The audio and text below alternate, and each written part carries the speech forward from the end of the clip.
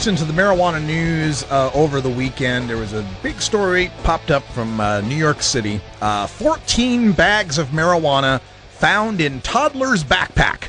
Dun, dun, dun. Oh, no. Kid had weed in the backpack. 3-year-old.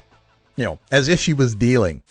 As if she'd even know what it was or would give it to any other kids. But apparently we're all terrified. So the story basically made it all the way to Time magazine, or at least Time Online. A 3-year-old New York City girl arrived at school Friday. It was a daycare. It wasn't school.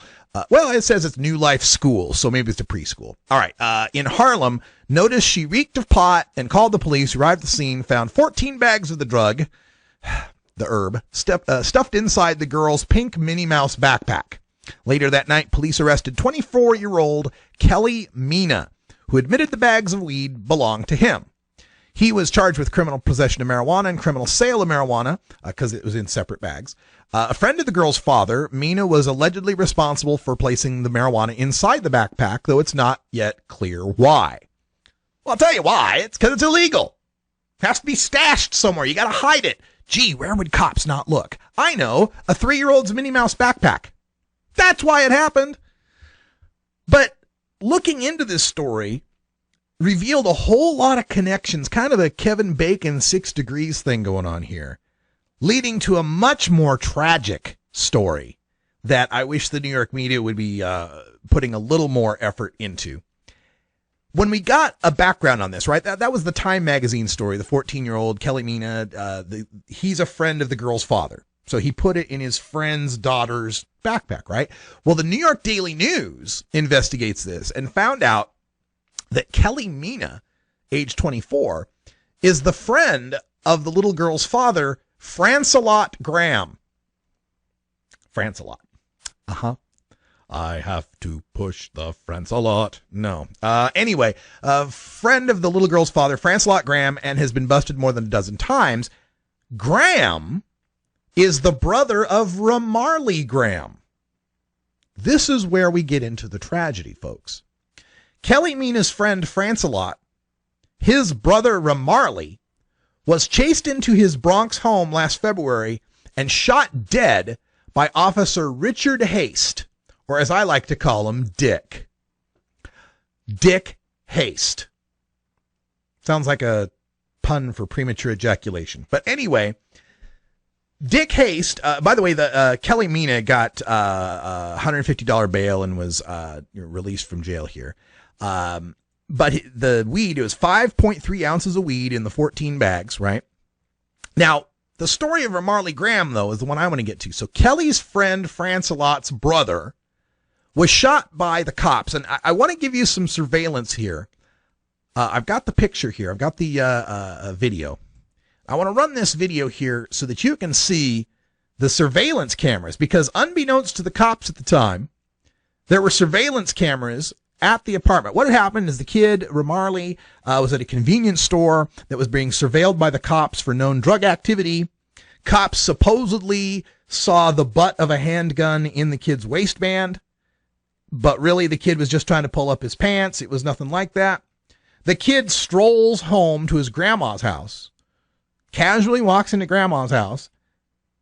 The cops trail after him, chase after him, try to break down the door, eventually go upstairs and shoot the kid in the chest in the bathroom of his grandma's house, apartment, as he was trying to flush some weed down the toilet. So let me give you the video. You judge for yourself whether we really needed to go to this much trouble to apprehend a teenager and stop him from flushing some weed down the toilet. You tell me what you think about this. The surveillance video is dramatic and telling. At 3 p.m. Thursday, 18-year-old Ramarley Graham can be seen walking into his home on East 229th in the Bronx. The NYPD rushes in seconds later without a search warrant and try to gain entry. And he's kicking the door because the door is locked. They came in with their gun drawn. According to a resident who was inside during the forced entry, they did not scream police. And there is no sign of a search warrant. The surveillance video is high grade. Its clarity, that of a professional. Clearly, the officers are seen desperately trying to break into the house through the front door. The damage evident once we got our cameras inside. The video also shows the NYPD entering through the back and then unlocking the front door. Once in, the race upstairs to Graham is on. And moments later, boom, boom, is all Paulette Minzy heard. In her bathroom and barely dressed, she suddenly had a gun in her face. Minzy then put her hands up and screams, I'm the landlord, I'm the landlord. Minzy said the NYPD then searched her home. They found no gun. On the second floor, an unarmed Ramarley Graham was dead. After everything that's happened and the death of the young boy, The death of the young boy. how do you trust police? I can't trust them. I'm scared of them. Right now I'm scared of my life because I don't know what they will do. Because, you know, I don't know what they're doing if they saw me. I'm so scared. Do you think they're doing their job? No, they're not. They're not doing their job. They're not doing their job. They're cruel.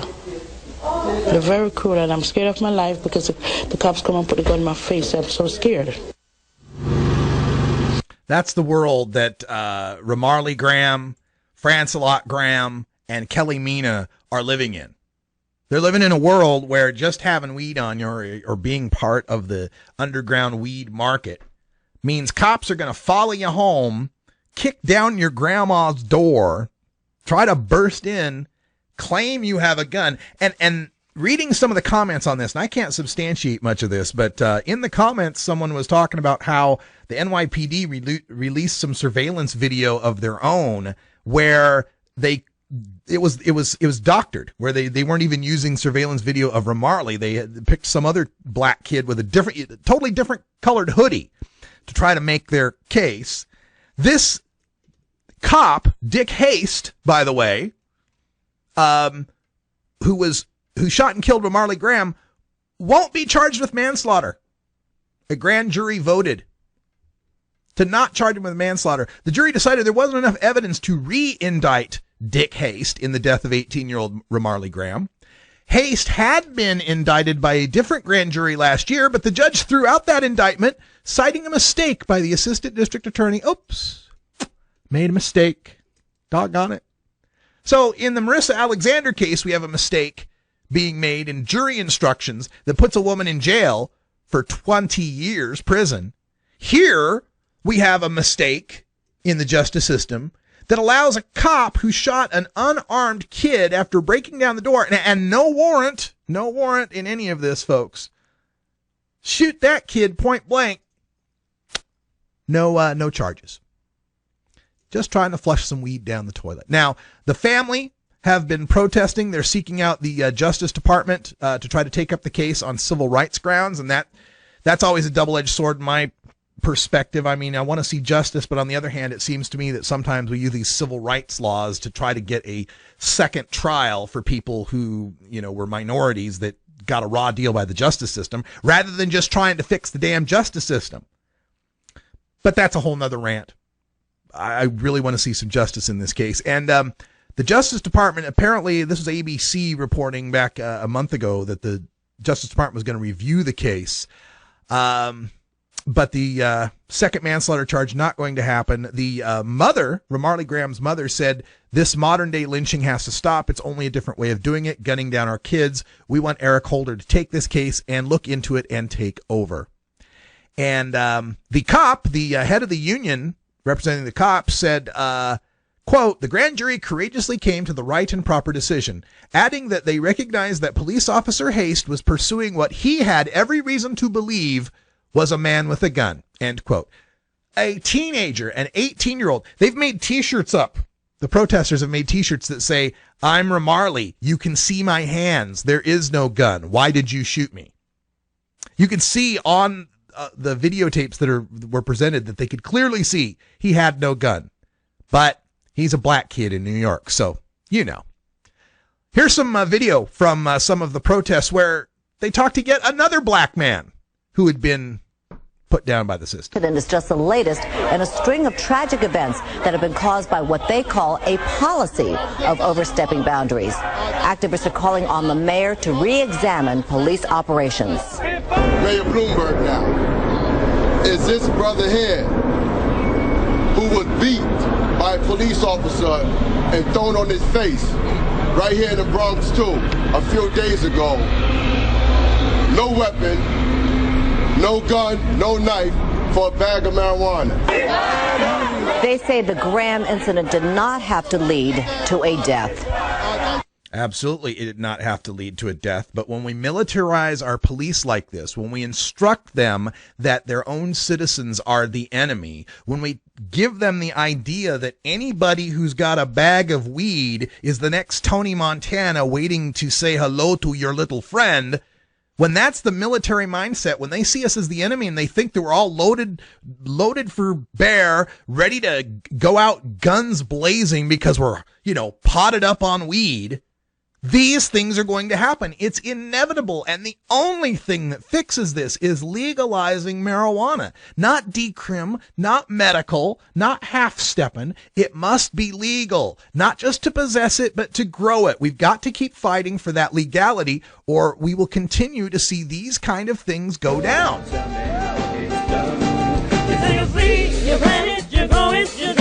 Well, folks, that's all the time we got for today. A little loud there, sorry.